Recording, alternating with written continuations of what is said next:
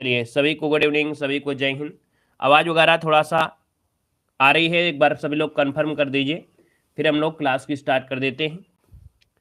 चलिए जय हिंद, सभी को जय हिंद, राधे राधे, गुड इवनिंग। चलिए तो स्टार्ट करते हैं। देखिए पहला क्वेश्चन आपसे यहाँ पर दिया गया है, कह रहा है अर्धस्वर जो आपका इनमें से है वो आपका कौन सा है। यहाँ पर जो आप पूछा गया है अर्धस्वर जो आपका है इनमें से वो राइट क्या हो जाएगा। चलिए पहला क्वेश्चन देखो, हमने आपको बताया भी है ना, स्वर व्यंजन ये हमने सब चीज़ें आपको पढ़ा दिया है। तो अब आपको ये बताना है कि इनमें से जो आपका अर्धस्वर होता है इनमें से क्या हो जाएगा। देख सकते हैं अर्धस्वर में जो आपके आते हैं या और व, है ना, जिसका भी ऑप्शन आया है यहाँ पर आपका ये नंबर है। या और व जो आपका है ये क्या है, आपके अर्धस्वर के अंतर्गत के भी आपके आते हैं दोस्तों, याद रखिएगा, ठीक है ना। और यहाँ पर दोस्तों अगला क्वेश्चन आपसे दिया गया है कि स्वर ध्वनि के प्रकार कौन से हैं। स्वर ध्वनि के प्रकार पूछा गया है। आप कहेंगे स्वर ध्वनियों में देखा जाए तो यहाँ पर दीर्घ स्वर भी आता है, प्लुस स्वर भी आता है और आपका ह्रस्व स्वर भी आता है। मतलब देखा जाए तो आपका जो आंसर बनेगा यहाँ पर राइट क्या हो जाएगा, तो राइट आंसर हो जाएगा डी नंबर, इनमें से सभी, है ना, इनमें से सभी या तीनों जो आपके हैं ये सभी क्या है, आपके स्वर ही हैं, है ना। अगला क्वेश्चन दिया गया है जो करेगा सो भरेगा रेखांकित शब्द आपका है क्या। चलिए यहाँ पर जो आप देना है आपका आंसर क्या हो जाएगा। चलिए भैया जय भीम जय भीम। यहाँ पर आपसे कह रहा है कि जो करेगा सो भरेगा इस रेखांकित शब्द का, है ना, ये आपका है क्या। तो आप कहेंगे सर जो शब्द आपका आ रहा है और ये है क्या, ये संबंध को बताता है। जो और सो ये क्या बताते हैं, संबंध को बताते हैं। मतलब ऑप्शन जो आपका राइट हो जाएगा यहाँ पर आपका सी नंबर है राइट हो जाएगा। अगले क्वेश्चन को आते हैं। क्वेश्चन दिया गया है बुढ़ापा एक प्रकार का अभिशाप है, रेखांकित शब्द की संज्ञा। यहाँ पर आपको बताना है कि जो बुढ़ापा है वो आपकी कौन सी संज्ञा है, बुढ़ापा में कौन सी संज्ञा है। चलिए यहाँ पर देखिए आपका जो आंसर है इनमें से वो राइट क्या हो सकता है। आप कहेंगे सर यहाँ पर बुढ़ापा जो आपका है कहीं ना कहीं ये भाव को दर्शा रहा है, अर्थात जिसका भी ऑप्शन आ रहा है यहाँ पर बी नंबर है सही जवाब हो जाएगा, भाववाचक संज्ञा आपकी बन जाएगी, है ना। यहाँ पर दोस्तों अगले क्वेश्चन को आते हैं। क्वेश्चन आपसे अगला पूछा गया है कि निम्नलिखित में से कौन शब्द आपका उभयलिंगी है। यहाँ पर बताइए कौन सा ऐसा भी शब्द आपका है जो उभयलिंग में आपका आएगा। उभयलिंग में दोस्तों यहाँ पर देखा जाए डॉक्टर है, विद्वान है, अभिनेत्री और आपका गायक दिया गया है। आप कहेंगे सर जो डॉक्टर दिया गया है डॉक्टर ये आपके उभयलिंग में आएगा। मतलब ऑप्शन जो आपका आ रहा है यहाँ पर ये नंबर जिसका आ रहा है बिल्कुल सही जवाब हो जाएगा। अगले क्वेश्चन को आते हैं। क्वेश्चन आपसे दिया गया है कि जहाँ वाक्य की गति अंतिम रूप ले ले, विचार के तार टूट जाए, वहाँ किस चिन्ह का प्रयोग किया जाता है। चलिए बताइएगा। क्वेश्चन नंबर आपका 6 देना है कि जहां वाक्य की गति अंतिम रूप ले ले, विचार के तार टूट जाएं, वहां किस चिन्ह का प्रयोग किया जाता है। क्वेश्चन नंबर आपका 6 दिया है और जवाब भी यहाँ पर आ गया है और आपका जवाब देखिए क्या हो जाएगा, डी नंबर बिल्कुल सही है। यहाँ पर होता है पूर्ण विराम। क्या होता है, पूर्ण विराम। आपका जवाब बिल्कुल सही हो जाएगा। अगले क्वेश्चन को आते हैं। क्वेश्चन दिया गया है अंतःस्थ व्यंजन कौन सा है। अंतःस्थ व्यंजन कौन सा है। बेसिक जो आपकी क्लासें दी गई हैं वहां पर आपने देखा होगा कि ये सब चीजें हमने आपको पढ़ाया भी है। अब आप देख सकते हैं अंतःस्थ व्यंजन कौन से होते हैं। 7 नंबर में ऑप्शन आ गया है, बी नंबर है। याद रखिए या रा ला वा ये चार जो आपके होते हैं अंतःस्थ होते हैं, है ना। इनको बोलते समय ऐसा प्रतीत होता है कि ये सीधा पेट से निकलते हुए आपको प्रतीत होंगे, है ना। और साथ में ये कह सकते हैं जैसे ये मुंह के पास आते हैं फिर से लगेगा कि अंदर को चले गए। तो यहाँ पर आंसर आपका बनेगा बी नंबर हो जाएगा। अगला क्वेश्चन यहाँ पर आपसे दिया गया है बच्चा गया इस वाक्य में प्रयुक्त काल पहचाना है। बच्चा गया इस वाक्य में प्रयुक्त काल कौन सा है। चलिए बताइएगा। बच्चा गया, अब आप कहेंगे सर बच्चा तो गया है ना, तो इसका मतलब है कि ये पूर्ण भूतकाल हो जाएगा या समान भूतकाल गया है। क्या जवाब देंगे। ये क्वेश्चन आपका अच्छा है। याद रखिए यहाँ पर जो आपका आंसर आएगा 8 नंबर में ऑप्शन ये हो जाएगा, ये सामान्य भूतकाल है। क्या है, ये सामान्य भूतकाल आएगा। मतलब देखा जाए कि जब भूतकाल की क्रिया में विशेष समय का ज्ञान नहीं होता है, क्या विशेष समय का ज्ञान नहीं होता है, तो वहाँ सामान्य भूतकाल होता है, ठीक है ना। अगला क्वेश्चन यहाँ पर आपसे दिया गया है कि मेज का बहुवचन इनमें से क्या होता है। मेज का बहुवचन क्या बनेगा। चलिए यहाँ पर जवाब देना है। क्वेश्चन नंबर आपका 9 दिया गया है और आपसे कह रहा है कि मेज का जो बहुवचन बनता है इनमें से क्या बनेगा। देखिए मेज का बहुवचन यहाँ पर लोगों ने दिया है जवाब मेजे होता है। मेजे जो कि ऑप्शन बनेगा आपका ए नंबर है। यहाँ पर राइट क्या हो जाएगा, ए वाला बिल्कुल सही जवाब इनमें से राइट हो जाएगा। अगला क्वेश्चन दिया गया है कि सालों बाद उसका प्रवासी पति लौटा, ठीक है, सालों बाद उसका प्रवासी पति लौटा, इस वाक्य में कौन सा विशेषण आपका है। यहाँ पर कौन सा विशेषण हो जाएगा। इन शब्दों में से विशेषण कौन सा है, पहचान करिए। यहाँ पर देखो लौटा शब्द तो आपका होगा नहीं, पति है ना, और प्रवासी। देखिए प्रवासी जो ऑप्शन बनेगा क्या, सी नंबर वाला जो प्रवासी शब्द आपका है यही आपका आंसर राइट हो जाएगा। क्यों? क्योंकि वाक्य में प्रवासी शब्द ये पति की विशेषता बता रहा है ना। तो यहाँ पर आपका आंसर बनेगा आपका सी नंबर। नेक्स्ट क्वेश्चन बताइएगा कि सीमा कुत्ते से डरती है, इस वाक्य में कौन सा कारक है। चलिए क्वेश्चन नंबर आपका दिया 11, ऑप्शन को लॉक करना है। देखो आपसे कह रहा है सीमा कुत्ते से डरती है, आपने कहा सीमा कुत्ते से डरती है, तो भैया जब डरने की बात आ जाती है और जब डरेगी तो वो भागेगी, और जब भागेगी तो आप कहेंगे वो अलग हो रही है, अर्थात यहाँ पर अपादान कारक हो जाएगा, है ना। क्या हो जाएगा, अपादान कारक, जो कि ऑप्शन ये हो जाएगा। नेक्स्ट क्वेश्चन दिया गया है समूहार्थक शब्द आपको चिन्हित करना है जो आपके समूह को दर्शा रहा है, और समूह को दर्शाने वाला इनमें से जो शब्द आपका है कौन सा है, पुरुष तो होगा नहीं, ना ही स्त्री होगा, ना ही मनुष्य। आप कहेंगे सर ऑप्शन डी नंबर है, जो भीड़ आपकी है वो क्या है, समूह को दर्शा रहा है ना। क्लियर है। चलिए वेलकम भैया, वेलकम है। यहाँ पर नए स्टूडेंट का वेलकम है और पुराने स्टूडेंट का भी डबल वेलकम है। देखो आपसे कह रहा है शहद शब्द जो आपका है कैसा शब्द आपका है, शहद शब्द जो आपका है तत्सम है, तद्भव है, देशज है, या आगत शब्द बनेगा। क्वेश्चन नंबर 13 दिया गया है, और 13 की अगर बात करते हैं तो दोस्तों याद रखिए ये जो आपका शब्द है कैसा है, तो आपका कैसा है, ये विदेशी भाषा से लिया गया है। इसका मतलब ये है कि ये आगत भाषा का हो गया। आगत मतलब आया हुआ, कहाँ से, विदेशी भाषा से आया हुआ। और ये देखा जाए तो आपके अरबी से हिंदी में आया है, किससे, तो आपके अरबी भाषा से आपकी हिंदी में आया है, इसलिए आगत बोल देते हैं। और जो आगत होता है उसे हम लोग मेहमान भी बोल देते हैं। अगले क्वेश्चन कराते हैं। क्वेश्चन दिया गया है वनिता का प्रयोग किस अर्थ में होता है, वनिता का प्रयोग किस अर्थ में होता है, यहाँ पर जवाब देना है। और देखो हमने कहा है कि भैया आपके पास कोई भी मॉडल पेपर हो, है ना, आप कोई भी एग्जाम की तैयारी कर रहे हैं, कोई भी मॉडल पेपर हो, एक बार लगा कर जरूर देखिएगा, आपको कॉमन क्वेश्चन मिलेंगे यहीं से जो हम आपको सोल्व कराते हैं। 90% क्वेश्चन आपको जरूर मिलेंगे, आप चाहे जिस एग्जाम की तैयारी कर रहे हैं, जो भी आपके पास मॉडल पेपर हो, एक बार लगा कर जरूर देखिएगा, ठीक है ना। यहाँ पर देखो वनिता का प्रयोग जो होता है वो होता है स्त्री के अर्थ में, मतलब ऑप्शन जो आपका आएगा बी नंबर है राइट हो जाएगा। देखा जाए तो आप कहेंगे सर अबला, नारी, रमणी, कामनी, ये आपके इनके पर्यायवाची यहाँ पर होते हैं। अगला क्वेश्चन आपसे दिया गया है निम्नलिखित शब्दों में से कौन शब्द हिंदी शब्दकोश में यहाँ पर सबसे अंत में आएगा, सबसे अंत में आएगा, ये आपसे पूछा गया है। देखिए 15 नंबर में, तो आपसे अंत में कौन आएगा, देखा सबसे पहले आपका आएगा कौन सा, यहाँ पर कृषाणु आएगा, ठीक है, कृषाणु सबसे अंत में आएगा। मतलब देखा जाए पूछा गया है सबसे अंत में कौन सा आएगा, ठीक है। तो चलिए देख लेते हैं, यहाँ पर कृषाणु दिया गया है, फिर इसके बाद देखा जाए तो कृषक हो जाएगा। यहाँ पर आपका देखो क्रम हो गया, फिर आपका क्लीव हो गया।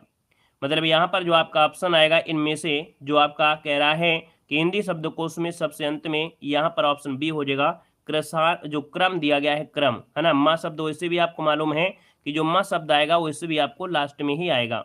अगला क्वेश्चन यहाँ पर आपसे दिया गया है, कह रहा है कि अपने मरे बिना स्वर्ग नहीं दिखता, दिए गए विकल्पों में से कहावत का सही अर्थ क्या है, अपने मरे बिना स्वर्ग नहीं दिखता, इसका जवाब देना है। यहाँ पर आपका जो आंसर बनेगा 16 नंबर में, देखिए जवाब भी यहाँ पर आ चुके हैं। याद रखिएगा संकट में पड़े बिना अच्छा फल नहीं मिलता है ना। याद रखिएगा कि संकट में पड़े बिना अच्छा फल नहीं मिलता है, इसलिए समस्या को सुलझाना आपका काम है। समस्या जरूर आती है लेकिन समस्या का भी समाधान होता है कि आप उसको ज़्यादा ज़्यादा यहाँ पर समय दें।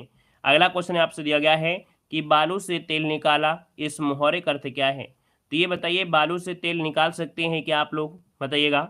बालू से तेल निकल सकता है, आप कहेंगे सर नहीं, लेकिन देखा जाए तो आप मेहनत करेंगे तो असंभव को संभव कर सकते हैं, है ना। असंभव को संभव कर देना मतलब यही होता है बालू से तेल निकालना, ऑप्शन सी हो जाएगा असंभव को संभव करना, ठीक है। अगले क्वेश्चन को आते हैं। क्वेश्चन आपसे दिया गया है, कह रहा है कि बौरों सबे रघुवंश कुठार की धार में बारनबाज सर तथई, बान की वायु उड़ान ले लच्छन लच्छन करो ऐ समर्थी। यहाँ पर आपसे पूछा है जो आपका रस है 18 नंबर में वो कौन सा है। देखो यहाँ पर देखा जाए तो सीता स्वयंवर में, मतलब यहाँ पर देखा जाए तो बौरो रघुवंश कुठार में, मतलब ये बात हो रही है कि जो सीता स्वयंवर हुआ था, सीता स्वयंवर में धनुष भंग के प्रसंग में परशुराम जी ने यहाँ पर लक्ष्मण से कहा था, है ना। तो ये चीज़ आपकी इसमें दिया गया है। तो आपको मालूम है कि जब धनुष भंग होता है तो इसमें से क्या होगा कि भैया रौद्र रस क्या हो जाएगा, रौद्र रस आपका आंसर राइट हो जाएगा। अगला दिया गया है कि श्री गुरु चरण सरोज रज निज मन मुकुर सुधारी बरनौ रघुवर विमल जसु जोदायक फलचार। यहाँ पर पूछा है आपका छंद।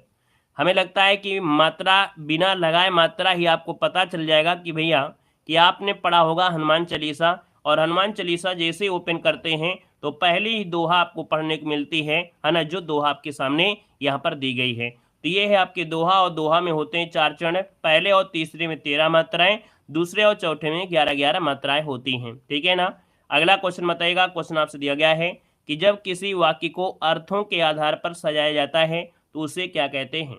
तो दोस्तों आप बताइएगा, अर्थ के आधार पर जब सजाया जाता है तो आप कहेंगे जब अर्थ के आधार पर है तो आपका अर्थ अलंकार हो जाएगा, है ना। ऑप्शन बनेगा यहाँ पर सी नंबर है। अगला क्वेश्चन आपसे दिया गया है कि जहां गांठ तहां रस नहीं, यह जानत सब कोई, में किस अलंकार का प्रयोग हुआ है। दोस्तों यहाँ पर जहां गांठ तहां रस नहीं, यह जानत सब कोई, मतलब बात बिल्कुल सही कही गई है। तो इसमें जो अलंकार है वो आपका है क्या, इसमें अलंकार है, याद रखिए ऑप्शन जो आपका 21 का ऑप्शन बनेगा वो बी हो जाएगा। इसमें है आपका श्लेष अलंकार। क्या है श्लेष अलंकार, मतलब यहाँ पर श्लेष मतलब गांठ शब्द जो दिया है गांठ, तो गांठ तथा रस के अर्थ में गन्ने का रस और मनुष्य के साथ की गई जो आपकी उसको भी हो गया, है ना। जो गन्ने में एक बोलते हैं ना, एक पोर के ऊपर जो आपका गांठ होती है, और एक प्रेम के बारे में होता है। तो यहाँ पर देखा जाए तो इस गांठ के आपके कई अर्थ निकल पाएंगे।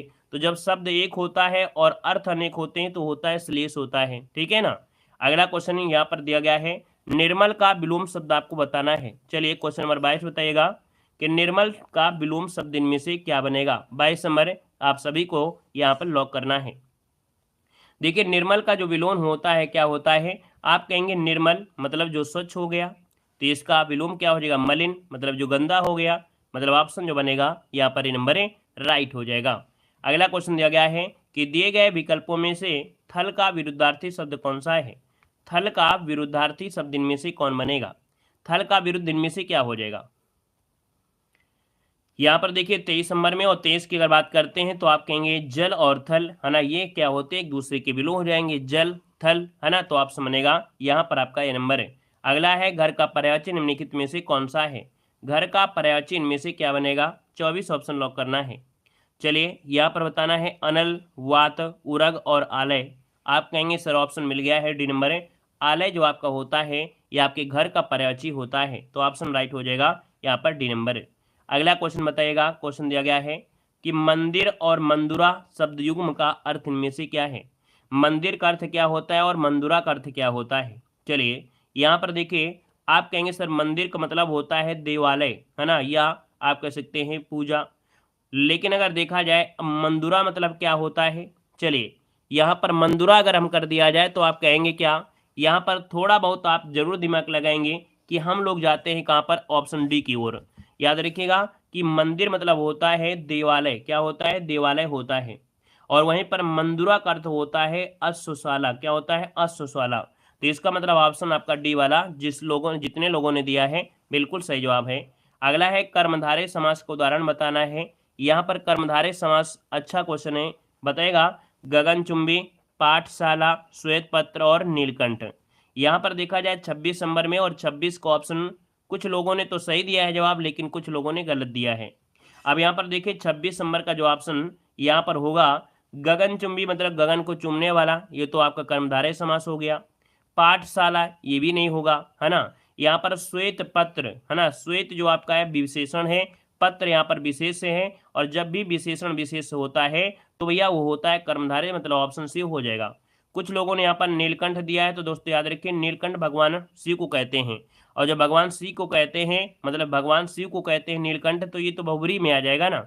जब आपके पास ऑप्शन दिया गया है ऑलरेडी श्वेत पत्र, तो ऑप्शन आप वही लगाइएगा, ठीक है। अगले क्वेश्चन को आते हैं। क्वेश्चन आपसे दिया गया है समास बताइएगा भरपेट। भरपेट हमने कहा भरपेट लिखा है, हमने एक भी शब्द और लिख दिया, खाली पेट बोल दिया, है ना, क्या बोल दिया खाली पेट बोल दिया। हमने आधा पेट बोल दिया, क्या बोल दिया आधा पेट बोल दिया। तो इसमें पेट तो कॉमन मिल ही रहा है, इसमें जो परिवर्तन हो रहा है वो प्रथम शब्द से परिवर्तन हो रहा है। मतलब इसका मतलब ये है कि इसमें से पहला पद क्या है, प्रधान है। ठीक है ना, मतलब याद रखिए जो आपका पहला पद प्रधान है, तो ये जब पहला पद प्रधान होता है वो आपके अव्ययी भाव समास में होता है। याद रखिए परिभाषा भी होती है, जिस समास का प्रथम पद क्या होता है, प्रधान होता है ना, तो वो क्या होता है, अव्ययी भाव समास होता है। तो ऑप्शन जिसका आएगा यहाँ पर ए नंबर राइट हो जाएगा।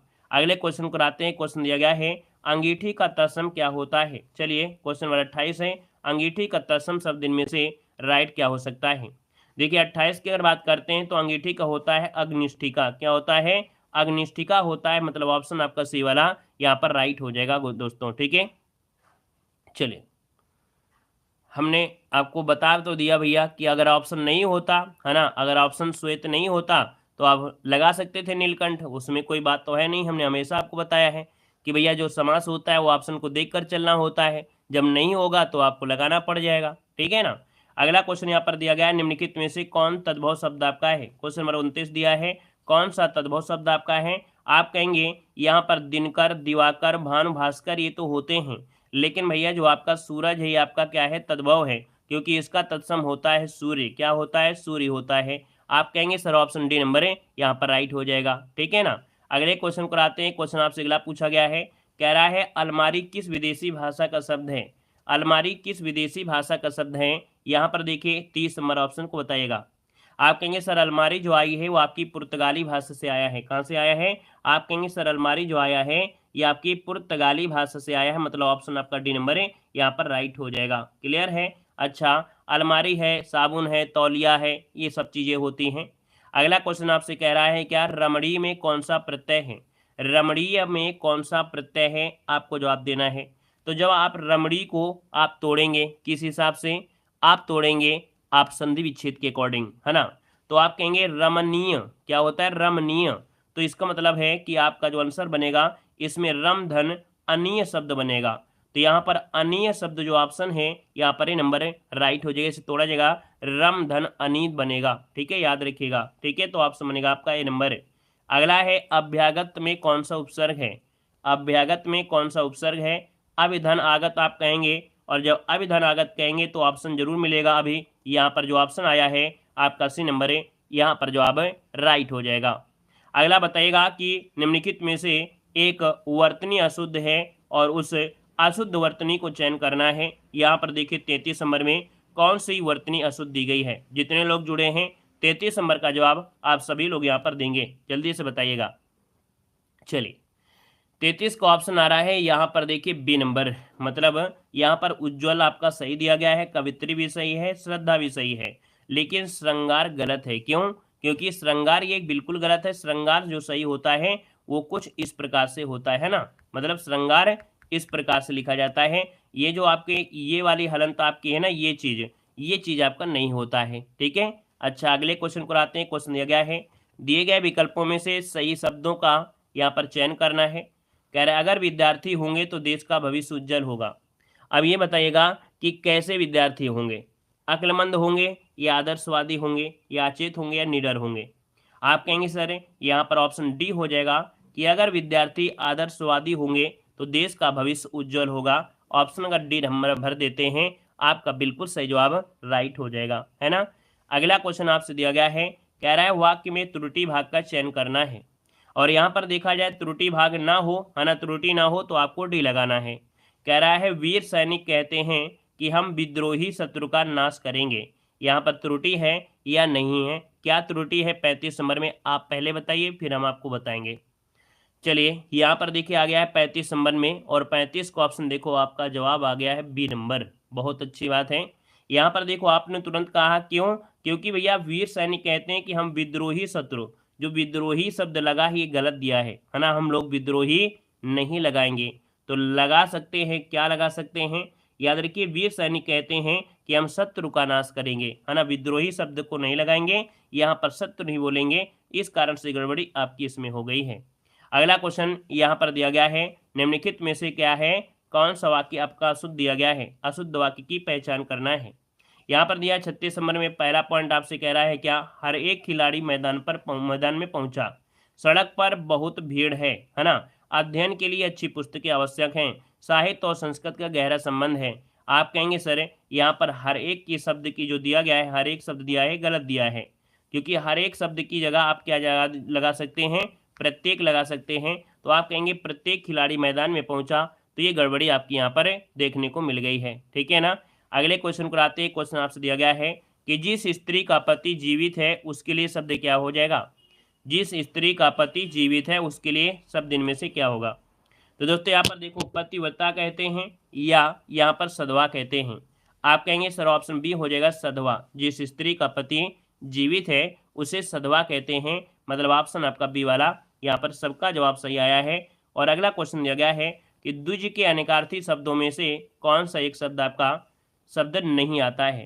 मतलब द्विज के अनेकार्थी में हम लोग कह सकते हैं द्विज मतलब ब्राह्मण होता है, द्विज मतलब पक्षी भी होता है। ठीक है ना। द्विज मतलब यहाँ पर दांत होता है, लेकिन विदेह नहीं होता है। क्या विदेह नहीं होता है। ऑप्शन बनेगा यहाँ पर आपका डी नंबर राइट हो जाएगा, डी नंबर बन जाएगा। ठीक है ना। इसके और भी आपके अनेकार्थी होते हैं, है ना। ब्राह्मण, दांत, अंडज, पक्षी, चंद्रमा, ये आपके होते हैं। अगला देखो आपको दिया गया है या, रा, ला, वा, जो कि आप हमेशा से पढ़ते चले आ रहे हैं, है ना। मतलब आपको क्रमबद्ध तरीके से इनको क्या करना है, आपको मिलान करना होता है। अब यहाँ पर देखो आपसे दिया गया है कि गृहिणी ग्रस्त जीवन रूपी नौका की वह पतवार है, वह पतवार है जो अपनी बुद्धिमत्ता, चरित्र बल और त्यागमय जीवन से इस नौका को थपेड़ों और भंवरों से क्या करती है, बचाती हुई किनारे तक पहुंचाती है। मतलब ऑप्शन आपका यहाँ पर आपका बनेगा डी नंबर राइट हो जाएगा, डी नंबर। अगला क्वेश्चन आपसे दिया गया है, कह रहा है पर्वत की तलहटी जो कहलाती है उसे क्या कहते हैं। पर्वत की जो तलहटी होती है ना, तो उसे क्या कहते हैं। तो पर्वत के तलहटी को बोलते हैं क्या, यहाँ पर बोलते हैं उपत्यका, बोलते हैं उपत्यका, है ना। जो समतल भूमि होती है पर्वत के पास की, लेकिन पर्वत के ऊपर जो आपका होता है उसे क्या बोलते हैं, आदित्यका बोल देते हैं। ठीक है ना।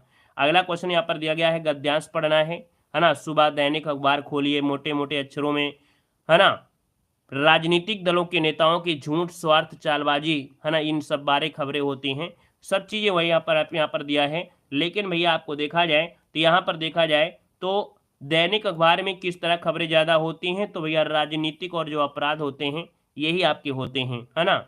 और यहाँ पर ये गद्यांश से रिलेटेड क्वेश्चन आपके हैं, इनको हम लोग स्किप करते हैं, है ना, क्योंकि गद्यांश आप लोग सॉल्व कर सकते हैं। यहाँ पर देखो दिया है क्वेश्चन नंबर आपका 46 है, आनंद कादम्बनी पत्रिका का प्रकाशन कहाँ से होता है।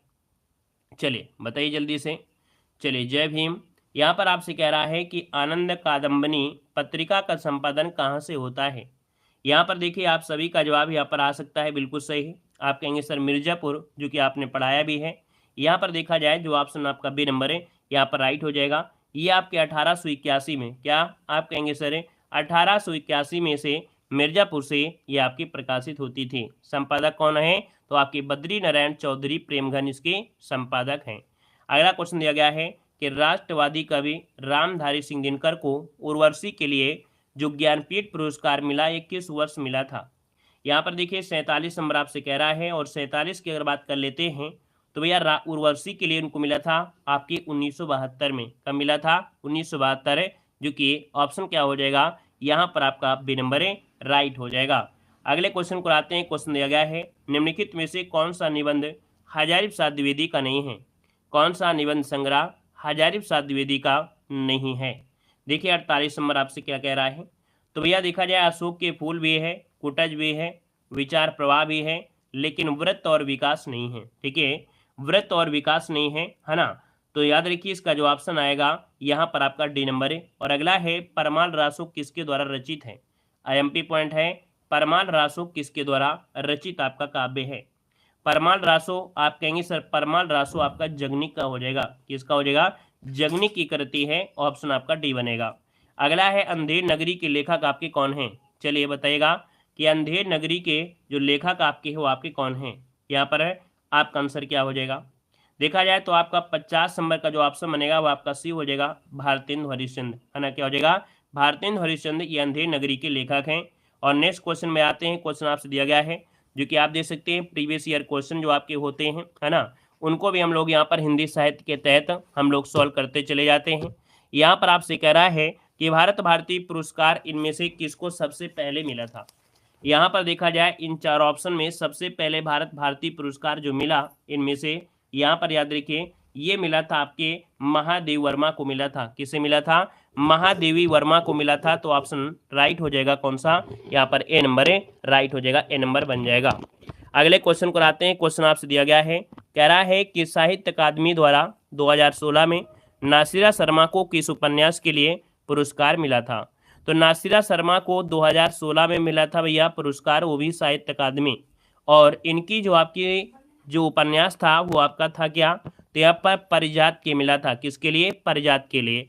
और देखिए जो आपकी रचनाएं होती हैं वो कहीं ना कहीं जो आपकी एग्जाम में पूछी जाती हैं, कैसी? जो आपकी कहीं ना कहीं पुरस्कृत होती हैं। किसी रचना को साहित्य अकादमी, किसी को पुरस्कार आपके जो होते हैं है ना दिए जाते हैं, तो वही ज़्यादा पूछे भी जाते हैं। अगला देखो क्वेश्चन दिया गया है, कला और बूढ़ा चांद के लिए सुमित्रा नंदपंत को किस साहित्यिक पुरस्कार से सम्मानित किया गया था। तो देखिए कला और बूढ़ा चांद के लिए सुमित्रा नंदपंत को क्या किया गया था? पुरस्कार दिया गया था, है ना, वो भी साहित्य पुरस्कार से सम्मानित किया गया। आप कहेंगे सर इनका जो ऑप्शन बनेगा वो आपका हो जाएगा बी, हिंदी साहित्य अकादमी पुरस्कार के लिए, है ना, हिंदी साहित्य पुरस्कार इनको दिया गया था। अगला क्वेश्चन दिया गया है, कह रहा है जिस कृति के लिए कवि नागार्जुन को साहित्य अकादमी पुरस्कार मिला वह किस भाषा में रचित था। तो दोस्तों बताइएगा कि यहाँ पर कि किस कृति के लिए नागार्जुन को साहित्य अकादमी पुरस्कार मिला। तो याद रखिएगा यहाँ पर जो आपका आंसर है 26 नंबर में वो ऑप्शन बनेगा बी नंबर है, आपकी मैथिली भाषा में। ठीक है, मैथिली भाषा में रचित किया गया था, इस भाषा में, ऑप्शन बी हो जाएगा। अगला क्वेश्चन दिया गया है कि हिंदी साहित्य अकादमी से पुरस्कृत रचना जो कि कल सुनना मुझे, ये किसकी कृति है? कल सुनना मुझे ये किसकी कृति है? याद रखिए इसका ऑप्शन सी हो जाएगा, धूमिल पांडे की है, जो कि ऑप्शन बनेगा आपका सी नंबर है, ये है आपकी धूमिल पांडे की है। अगला क्वेश्चन दिया गया है कि इनमें से कौन सी रचना ज्ञानपीठ पुरस्कार से सम्मानित नहीं है। इनमें से कौन सी रचना है जो आपकी ज्ञानपीठ पुरस्कार से सम्मानित नहीं हुई है अभी तक।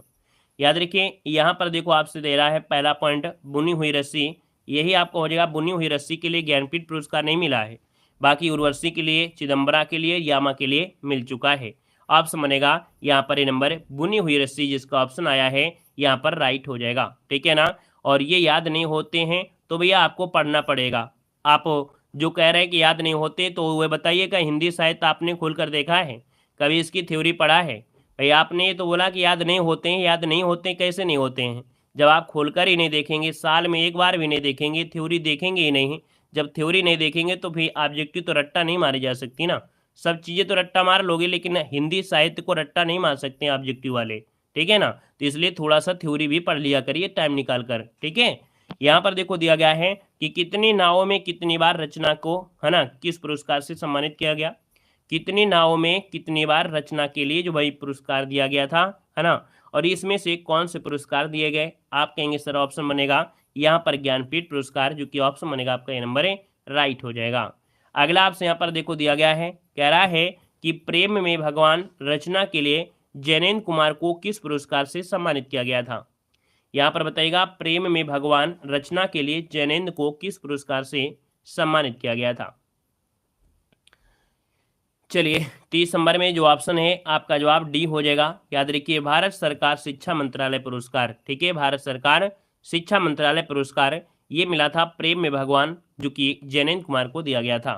अगला क्वेश्चन यहाँ पर आपसे दिया गया है कि वरिष्ठ साहित्यकार काशीनाथ सिंह को उनकी कृति रेहन प्ररघु के लिए किस सम्मान से सम्मानित किया गया था। ये क्वेश्चन आपका बहुत बार पूछा गया है। याद रखिए काशीनाथ की रचना है रेहन प्ररघु, और इसके लिए यहाँ पर एक सम्मान दिया गया था, और ये सम्मान था साहित्य अकादमी पुरस्कार, जो कि ऑप्शन बनेगा यहाँ पर आपका डी नंबर है, राइट हो जाएगा दोस्तों, याद रखिएगा। ठीक है, अगले क्वेश्चन को आते हैं। क्वेश्चन आपसे दिया गया है, कह रहा है यहाँ पर देखिए कि हिंदी साहित्य क्या है, हिंदी अकादमी का जो सलाका पुरस्कार है सबसे पहले किसे दिया गया था। चलिए बताइएगा हिंदी अकादमी का जो सलाका पुरस्कार है सबसे पहले किसे दिया गया था। तो दोस्तों ये सबसे पहले दिया गया था डॉक्टर रामविलास शर्मा को दिया गया था। ठीक है, डॉक्टर रामविलास शर्मा आपका आंसर राइट हो जाएगा। और अगला आपसे क्वेश्चन दिया गया है कि हिंदी साहित्य अकादमी की ओर से हर वर्ष सलाका सम्मान पुरस्कार किस क्षेत्र को दिया जाता है। तो देखिए जो सलाका सम्मान है ना, ये दिया जाता है किस क्षेत्र को? आप कहेंगे सर ऑप्शन डी हो जाएगा, हिंदी को नई दिशा प्रदान करने के लिए दिया जाता है सलाका सम्मान। ऑप्शन बनेगा आपका डी नंबर है। अगला क्वेश्चन आपसे दिया गया है कि किस वर्ष से लेखक और उनकी कृति के लिए साहित्य अकादमी पुरस्कार से सम्मानित करना आरंभ हुआ था? मतलब देखा जाए तो साहित्य अकादमी पुरस्कार देना शुरुआत हुई थी, है ना, ये आपकी स्टार्टिंग जो हुई थी वो आपकी कब से हुई थी? यहाँ पर आप कहेंगे सर ऑप्शन जो बनेगा क्या हो जाएगा? यहाँ पर ऑप्शन बनेगा आपका 1955 से शुरुआत हुई थी। अब इतने लोगों में से आप क्या बता सकते हैं कि 1955 में जो दिया गया था सबसे पहले साहित्य अकादमी पुरस्कार किसको दिया गया था 1955 में? चलिए 1955 में दिया गया था, लेकिन सबसे पहले किसको दिया गया था? चलिए किसी को याद है, और याद हो तो थोड़ा सा बताइए। चलिए 1955 में जो दिया गया था किसको दिया गया था? चलिए महादेवी को तो नहीं दिया गया था, हेम तरंगड़ी को दिया गया था। बिल्कुल सही जवाब है। याद रखिएगा कि 1955 में दिया गया था, हेम तरंगड़ी को दिया गया था, हेम तरंगड़ी को दिया गया था, हेम तरंगड़ी को दिया गया था दोस्तों, याद रखिएगा, माखनलाल चतुर्वेदी। ठीक है ना। अगला क्वेश्चन यहाँ पर दिया गया है, महादेव वर्मा को यामा के लिए कौन सा पुरस्कार मिला था? महादेव वर्मा को यामा के लिए कौन सा पुरस्कार मिला था? जब यामा की बात आ गई है, जब यामा की बात आई है तो आप यहाँ पर आंसर देंगे कि भैया यामा के लिए ज्ञानपीठ पुरस्कार मिला था, यामा के लिए ज्ञानपीठ पुरस्कार। देखिए आप सभी का जवाब भी यहाँ पर आ चुका है। अगला क्वेश्चन आपसे कह रहा है कि सन 1955 में साहित्य अकादमी पुरस्कार से किसे प्रदान किया गया था? तो भैया 1955 में जो साहित्य पुरस्कार है वो किसे प्रदान किया गया था? यहाँ पर 36 नंबर का जो ऑप्शन है आपका क्या हो जाएगा? तो जो अभी अभी हमने आपसे पूछा कि माखनलाल चतुर्वेदी को दिया गया था 1955 में साहित्य अकादमी पुरस्कार यहाँ पर दिया गया था, है ना, जो कि यहाँ पर सभी का जवाब बिल्कुल सही जवाब यहाँ पर आ चुका है। ठीक है ना। और यहाँ पर दोस्तों आपका जो हिंदी साहित्य के क्वेश्चन भी लिए थे, साथ में यहाँ पर जो आपके 50 क्वेश्चन आपके होते हैं, क्या एक मॉक टेस्ट पेपर होता है 50 क्वेश्चन, साथ में 10 से 15 क्वेश्चन हम आपको और भी ऐड कर देते हैं हिंदी साहित्य के, ताकि हिंदी साहित्य अगर आपकी एग्जाम में आती है तो आपको किसी प्रकार की समस्या न हो, है ना। अब कुछ लोग कहते हैं कि सर हमको याद नहीं होता है, तो हमने कहा है कि थोड़ा सा किताबों को उठाइए, हिंदी साहित्य तभी याद होगा जब किताबों को उठाएंगे। बाकी रट्टा मारना है तो हम डेली क्लास में आपको पढ़ाते हैं, रट्टा मार सकते हैं, लेकिन रट्टा मारेंगे तो ज़्यादा दिन तक याद नहीं रहेगा। ठीक है, क्लियर है ना, कन्फ्यूज होते रहेंगे, इसलिए थोड़ा बहुत किताबों को जरूर पढ़ते रहिएगा। ठीक है ना।